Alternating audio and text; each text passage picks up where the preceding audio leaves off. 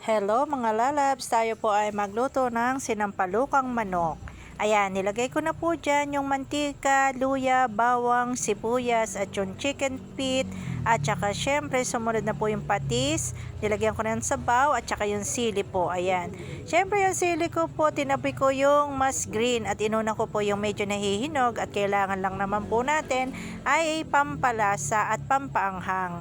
At syempre dahil po kumukulo na po yan, nilagyan ko na rin po siya ng pechay. Ay yan po pala ay mustasa mga lalabs. Yan ay mustasa. Ayan, pampasarap po, mas gusto ko yung mustasa. At syempre, niready ko na po yung ating sinigang mix at saka yung ating seasoning.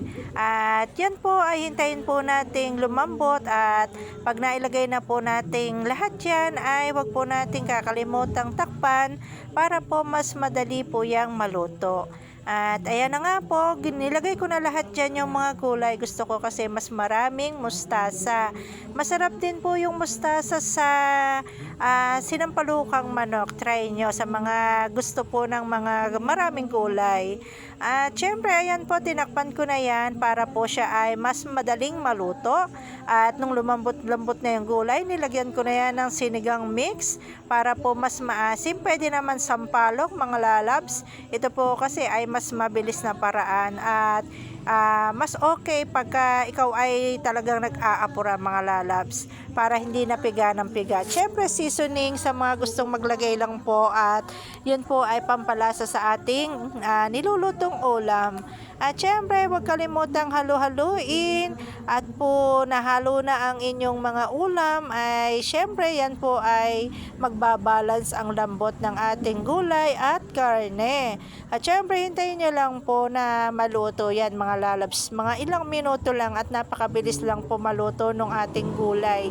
Kaya po sa huli ko yan nilalagay kasi po para hindi siya nalulusak. Mas masarap pong malutong ang ating mga gulay, diba? Hindi yung sobrang lambot. Ayan. O diba mga lalabs? At ayan po at maluluto na po yan. Napakasarap talaga ng sabaw niyan kasi mas gusto ko yung maasim. Ayan. Kahit ito ay chicken feet mga lalabs, ay talagang napakasarap sa mga mahilig dito kasi masarap yung may konting taba-taba, diba? Napakasarap. At ayan, ako po ay nakaluto na. O diba napakasarap, kainan na mga lalabs. O diba? Pak na pak yan at talaga namang magugustuhan po ninyo mga lalabs sa mga mahilig sa ganitong luto. Simple pero talaga namang mapaparami ng kain. O yun lang, thank you so much for watching.